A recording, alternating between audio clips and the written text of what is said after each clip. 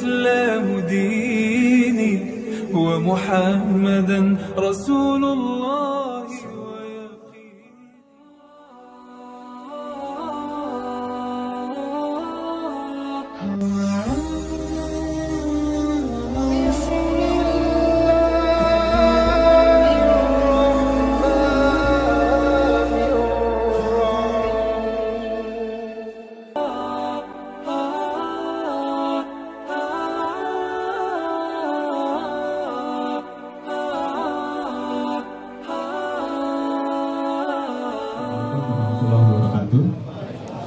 Senang sekali ya saya bisa hadir di sini dalam acara BIMTEK budidaya anggur. Sebelumnya saya akan bertanya dulu ya, dari ini semuanya sudah nanam anggur atau ada yang belum nanam anggur? Siapa, coba angkat tangan. Nah, yang sudah tanam tapi di bawah 6 bulan, coba. Supaya nanti saya bisa tahu dulu nanti apakah harus detail atau misalnya langsung ke yang lebih lanjut lagi gitu. Jadi detail aja ya, karena ini kan baru ya, jadi dianggap baru aja semuanya ya, nggak apa-apa ya Bu ya, Bapak, Bapak ya. Baik, terima kasih. Jadi tadi kan Kang Anil sudah menjelaskan mengenai media tanam, kemudian komposisinya kan, komposisi medianya apa saja. Masih hafal kan ya, Bapak Ibu sekalian ya, masih hafal. Kemudian juga tadi Kang Ruslan sudah menjelaskan mengenai bibit, cara memilihnya seperti apa, bibit yang baik seperti apa ya, dan bibit yang sudah siap tanam itu yang seperti apa sudah dijelaskan tadi. Nah, saya kebagian materi mengenai perawatan dan bagaimana cara pemupukan, kemudian pengendalian hama penyakit ya, dan sampai nanti akhirnya pembuahan.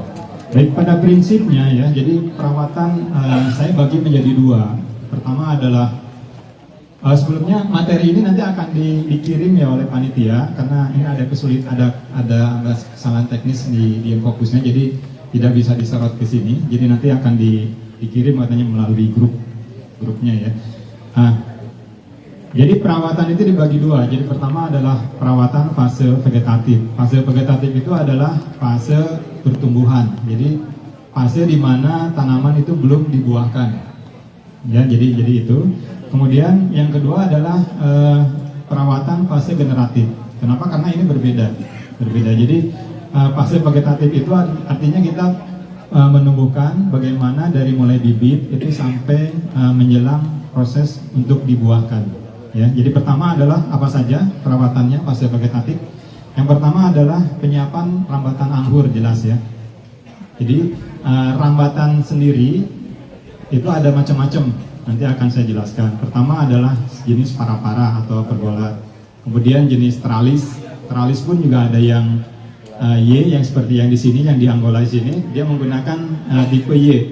Jadi si tersier itu diarahkan ke kiri dan ke kanan.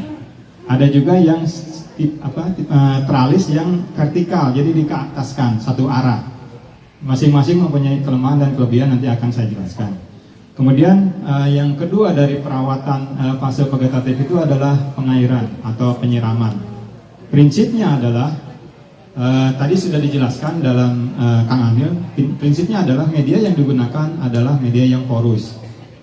Anggur itu senang air, tetapi dia tidak suka yang menggenang gitu. Kalau mengalir nggak apa-apa, nggak ada masalah. Tapi yang menggenang di situ tidak disukai. Bukan berarti anggur itu tidak suka air, karena juga ada beberapa pengujian ternyata yang volume penyiramannya besar, tapi ini yang sudah di-grounding ya, yang sudah di-grounding di tanah, itu ternyata ukuran batangnya lebih besar dibandingkan dengan yang tanaman yang kekurangan air. Jadi prinsip dari pengaturan air itu adalah jangan sampai mengalami fluktuasi. Jadi misalnya kering, kemudian disiram jenuh, nah itu yang menyebabkan tanaman itu menjadi stres. Boleh misalnya basah tapi stabil gitu, stabil. Atau misalnya jangan sampai terlalu kering sekali gitu. Ya, jadi yang menyebabkan banyak kematian terutama di pembibitan atau di fase-fase awal vegetatif itu adalah kurang kontrolnya di dalam penyiraman air. Ya, jadi bukan tidak disiram, tapi misalnya udah lupa nih 2 hari nggak disiram, kering, kemudian disiram, biasanya itu akan stres tanamannya. Yang terpenting itu adalah tetap menjaga kelembaban dari medianya. Ya. Kemudian yang ketiga dari perawatan itu adalah pemupukan. Nanti akan saya jelaskan detail, ini urutan-urutannya saja dulu. Pemupukannya yang terpenting itu adalah komposisi dari NPK berimbang. Jadi kalau yang vegetatif, pertumbuhan vegetatif itu bisa menggunakan NPK 16-16-16 atau NPK 15-15-15 ditambah nanti menggunakan MgSO4 magnesium sulfat. Ya. Kemudian jangan lupa juga karena tadi kan termasuk kategori pupuk makro, sementara tanaman itu membutuhkan pupuk mikro juga, sehingga nanti perlu diberikan pupuk mikronya. Kemudian yang keempat adalah pengendalian hama dan penyakit, dan yang terakhir adalah pemangkasan dan pengaturan cabangnya. Dan ini adalah fase vegetatif ya. Jadi urutan-urutan dari fase vegetatif itu. Kita belum melakukan pemangkasan pembuahan. Tadi di pemangkasan di sini adalah pengaturan cabangnya, jadi supaya tidak berantakan. Jadi dalam fase vegetatif itu apa saja? Pertama apa yang harus disiapkan adalah penyiapan para-para. Kemudian apa? Ya, pengairan. Kemudian yang ketiga pemupukan. Yang keempat pengendalian hama dan penyakit. Yang kelima pemangkasan ya, pemangkasan tetapi lebih ke pengaturan cabang, belum ke pemangkasan pembuahan ya. Itu diingat dulu karena itu tahapan-tahapannya di dalam pertumbuhan vegetatif. Karena kalau generatif itu, pertumbuhan generatif itu sangat tergantung kepada pertumbuhan vegetatifnya ini gitu ya. Jadi kalau vegetatifnya sudah terganggu, sudah kacau gitu ya, ya nanti ke belakangnya juga akan terganggu. Nah sekarang kita masuk ke rambatan. Sebetulnya ada gambar-gambarnya, saya ada contoh-contohnya lebih gampang. Jadi prinsip pertama adalah untuk rambatan anggur sistem para-para. Berapa sebenarnya para-para tahu ya? Jadi yang dirambatkan dengan secara vertikal ke atas. Kenapa anggur memerlukan rambatan? Karena anggur itu termasuk tanaman yang menjalar, sehingga perlu untuk dirambatkan, ya, dirambatkan ke atas dengan menggunakan, contohnya adalah dengan menggunakan para-para. Kemudian Bapak Ibu sekalian kan pasti bertanya, berapa sih sebenarnya ketinggian dari para-para yang paling ideal? Sebenarnya sangat tergantung kepada si perawatnya. Jadi standar dari ketinggian itu adalah tinggi si perawat ditambah sekiranya kurang lebih 30 cm. Jadi kalau saya misalnya tingginya 165, ya berarti paling ideal buat saya tinggi para-para itu adalah 185. Kalau 2 meter saya masih harus begini gitu. Jadi memudahkan untuk penanganan. Kenapa? Karena nanti di dalam anggur ini nanti banyak sekali kegiatan-kegiatan yang harus dilakukan, sehingga kalau terlalu tinggi itu nanti akan kesulitan nanti bagi perawatnya. Jadi standarnya seperti itu. Kalau mau dipukul rata ya kurang lebih 2 meter. Itu yang ideal. Kalau misalnya di parkir kan nggak mungkin, kalau 2 meter kan terlalu mepet ya, 2,5 meter boleh silahkan, cuma nanti kesulitan di dalam perawatannya, jadi masih memerlukan tangga seperti itu. Kalau bahannya sih banyak lah, macam-macam, bisa menggunakan bambu, kemudian baja ringan, besi juga, macam-macam ya. Jadi variasi dari bahan itu bisa dipilih sesuai dengan kondisi. Dan yang terpenting adalah kelebihan dari anggur ini adalah misalnya bisa ditanam di sana, kemudian dirambatkan kemana bisa. Tadi juga sebelum acara mulai juga ada beberapa pertanyaan. Seandainya misalnya kita tanam di pojokan gitu ya, awalnya memang terkena matahari full, kemudian entah kenapa ada bangunan gitu yang menghalang. Sebenarnya kalau batangnya di situ, tetapi misalnya dirambatkan atau daunnya itu terkena matahari, nggak ada masalah gitu. Jadi kan kadang-kadang begitu ya, kita sudah tanam gitu ya, sudah merambat bagus, kemudian tahu-tahu dibangun gitu kan. Nah di batangnya itu misalnya terganggu, tidak kena matahari, nggak apa-apa selama daun yang kita rambatkan itu terkena matahari. Karena memang anggur ini sangat memerlukan paparan dari sinar matahari yang lama. Jadi makin lama makin bagus. Paling tidak minimal 5 atau 6 jam. Ya. Kemudian yang terpenting, nah ini, apakah misalnya untuk budidaya anggur itu memerlukan atap ya, atap atau tidak. Nah, untuk di Bogor saya sudah melakukan pengujian ya penelitian kecil-kecilan. Jadi saya bandingkan antara yang menggunakan atap dengan yang tidak. Jadi sudah hampir 2 tahun ini. Jadi memang kalau pengendalian hama penyakit itu masih bisa, insya Allah masih bisa, tergantung rutinitas kita dalam pengendalian hama penyakit. Tetapi ketika kita akan membuahkan untuk curah hujan yang tinggi itu agak kesulitan. Pertama adalah bunganya itu rontok kalau ketika hujan turun. Kemudian ketika sudah jadi beri kecil pun juga kurang maksimal.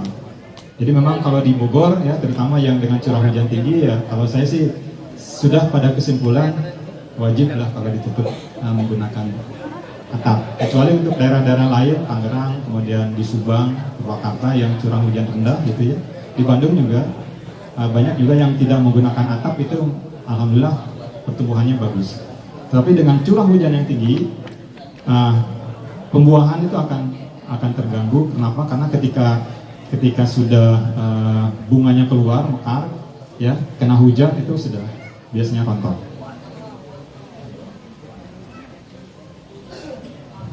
Nah, yang terpenting dari pembuatan atap atau greenhouse itu adalah sirkulasi udara. Kenapa? Karena biasanya penyakit utama yang tanaman anggur yang menggunakan greenhouse adalah embun tepung atau powdery mildew. Itu akan terjadi karena udara panas yang ada di bawah itu kan menguap ke atas sebetulnya. Kalau tidak ada sirkulasi di atas, itu dia tidak terbuang, sehingga kumpul di atas. Kemudian ketika ada muncul hujan gitu ya, kan ada uap air yang masuk ke situ. Jadi dari hangat kemudian lembab. Nah, itu memacu timbulnya embun tepung atau powdery mildew. Sehingga kalau di GH biasanya penyakit utamanya adalah embun tepung. Tapi kalau di non GH yang tidak ditutup atapnya ya, biasanya penyakit utamanya adalah apa? Powdery mildew yang nanti akan dijelaskan dengan karat daun. Jadi memang karakternya beda-beda seperti itu. Nah, kemudian yang kedua adalah tipe rambatan yang Y, yaitu contohnya di sini. Jadi di tersier ditumbuhkan ke kiri dan ke kanan, ya, jadi dengan kemiringan tertentu, sehingga nanti si perawat itu mudah sekali menanam, sehingga panen itu di sekitar situ. Jadi di sekitar dada kita posisinya tuh, posisi panen itu. Jadi nanti sebisa mungkin memang untuk yang trellis ini adalah dipilih varian-varian yang bisa dipotong dengan menggunakan short spur, artinya memang yang bisa dipotong di bat yang di bawah 9 atau maksimum di 9, sehingga nanti posisi buahnya itu masih bisa terjangkau oleh si perawat. Ya, jadi jangan yang panjang. Nah, itu salah satu kelebihan dari para itu bisa menggunakan metode pemangkasan yang beraneka ragam. Bisa menggunakan long spur yang memang di tersiernya itu dipanjangkan gitu ya. Kemudian juga bisa panen bertahap. Jadi misalnya udah di situ buah, kemudian di sebelahnya dipangkas lagi seperti itu bisa gitu, kalau untuk para cuma memang nantinya akan percabangannya akan tidak beraturan, sehingga nanti suatu saat kita akan harus resetting lagi yang disebut sebagai pembahasan perunda. Ini yang tipe rambatan Y. Jadi rambatan Y itu mudah sekali untuk perawatannya karena posisinya terjangkau oleh si perawat. Ya. Kemudian kalau yang T, rambatan T ini yang naik ke atas. Biasanya untuk lahan-lahan sempit itu sangat ideal karena kita bisa bekerja di satu sisi. Misalnya di sebelah sini ada pagar ya, kita bisa bekerja di satu sisi di sini. Jadi bisa. Ya, kalau yang Y itu kan kita bekerja di dua sisi, di sisi kanan dan sisi kiri. Kalau yang T yang garis ini, kebayang nggak ya? Kebayang ya. Kalau itu biasanya kita bisa bekerja di satu sisi aja. Jadi misalnya di sini tembok bisa, dan jarak tanam pun juga bisa 1 meter pun juga sebetulnya bisa. Jadi memang untuk lahan-lahan sempit penggunaan yang tralis tipe T ini juga sangat bagus gitu untuk digunakan. Nah, kalau lihat dari produktivitasnya gimana antara yang Y dengan yang T? Ya tentunya kalau dari sisi jumlah produksi per tanaman, ya itu pasti yang Y lebih banyak daripada yang T. Kenapa? Karena jumlah tersiernya kan lebih banyak, dia kan ke kiri dan ke kanan. Sementara yang T kan hanya satu arah. Tetapi kalau kita bicara persatuan luas per hektar, ya karena kan kalau yang Y itu kan jarak tanamnya harus lebih lebar jarak tanamnya. Sementara yang T kan bisa rapat. Sehingga kalau kita bicara produksi per hektar itu sama. Ya, jadi baik yang T maupun yang Y itu sama. Tapi kalau produksi per tanaman jelas yang Y lebih besar. Kenapa? Karena jumlah tersiernya 2 kali lipat dari yang T. Gitu. Jadi kalau biasanya kalau dalam suatu industri biasanya kita tidak bicara jumlah produksi per tanaman, tetapi jumlah produksi per satuan luas per hektar atau per meter perseginya berapa. Kenapa? Karena ini sangat ditentukan oleh jarak tanam, oleh jarak tanamnya. Di Jepang misalnya kan menerapkan jarak tanam sampai 6 meter kali 3, jadi 18 meter persegi.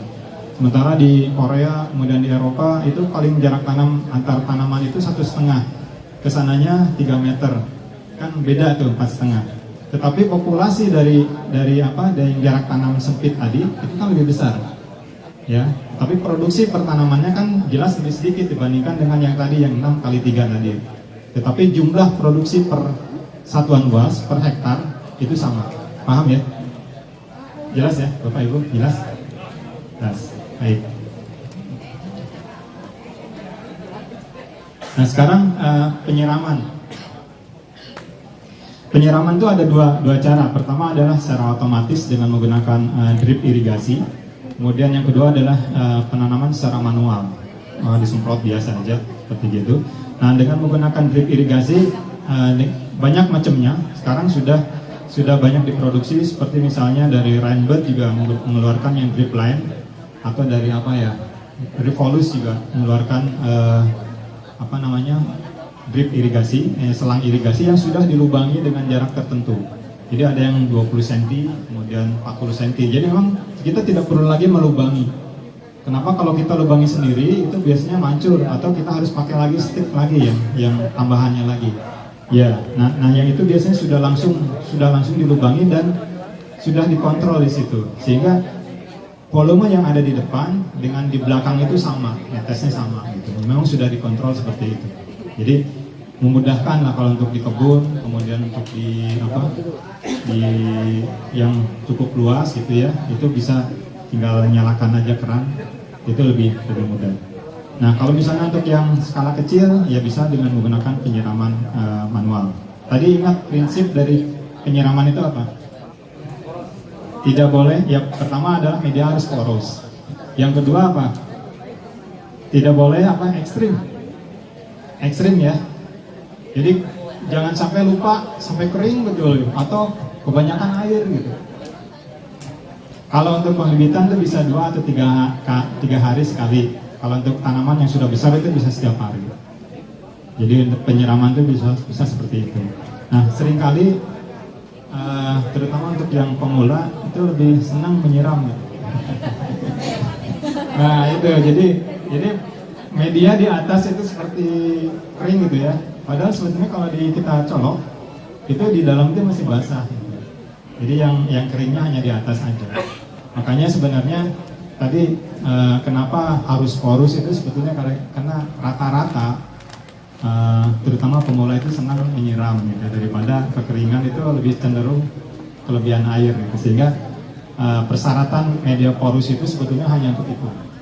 Berarti kalau di kebun kan kalau yang sudah terkontrol sudah itu ya kadang-kadang medianya apa adanya aja yang ada di situ. Cuma kan memang kita harus pilih sesuai nggak dengan persyaratan anggur, ya seperti itu. Jadi sekarang tidak ada yang tidak mungkin untuk berbudidaya itu ya, karena semuanya kita bisa modifikasi. Apa yang tadi Kang Anil jelaskan tadi adalah modifikasi media tanam. Ya, jadi dengan kondisi misalnya yang media tanam kita di rumah kita tidak sesuai dengan keinginan anggur, kita bisa modifikasi sesuai dengan keinginan anggur.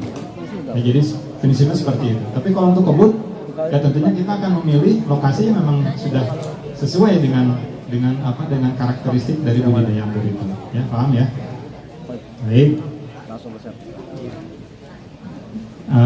Penyiraman dengan sistem drip itu biasanya ada sistem tetes atau ada sistem pakai sprinkle yang muter gitu ya. Kemudian ada sistem yang sembur. Nah kalau yang lihat di sini di Angola itu ada yang dari di atas dia disembur. Itu sama prinsipnya adalah dengan menggunakan sistem tetes juga. Sistem vertigasi namanya. Vertigasi bisa di situ bisa penyiraman, bisa juga menggunakan pupuk juga di situ bisa. Jadi macam-macam jenis-jenis selangnya itu. Jadi kalau Bapak Ibu sekalian lihat di sini, polanya ditaruh di atas si emitter namanya tuh. Emitter itu ditaruh di selangnya, kemudian dia memancur ke bawah. Gitu. Ada yang dia hanya netes-netes aja, macam-macam jenis selangnya itu. Nah sekarang pemupukan nih. Sebenarnya gini ya, kalau saya lihat pemupukan itu sebenarnya seni. Ya kenapa dikatakan seni? Karena kita memang harus melihat prinsipnya dari pemupukan itu adalah kita harus memperhatikan daun pertama, jadi kondisi tanamannya, sehingga kita harus paham dulu ini kekurangan apa nih si tanamannya itu. Sebenarnya ada sih gambar-gambarnya di sini banyak contoh-contoh, nanti mungkin bisa dipelajari lah. Paling tidak sekarang untuk gambaran aja lah supaya Bapak Ibu sekalian mudah untuk mempelajarinya ya. Jadi sebenarnya idealnya pemupukan itu adalah kita melihat kondisi dari daun. Dan biasanya perawat itu jauh lebih tahu dibandingkan orang lain. Ya, itu prinsip dari pemupukan. Ya. Kemudian ketika kita misalnya mengetahui ada satu jenis tanaman kok daunnya begini ya. Berarti kita sudah harus tahu, cekkan dengan misalnya kekurangan unsur hara. Ada banyak di buku. Nanti juga di sini juga ada materinya. Nanti dicek, oh ini ternyata kekurangan kalsium, kekurangan magnesium atau kekurangan fosfor, kekurangan kalium. Nah tinggal itunya nanti yang ditambah.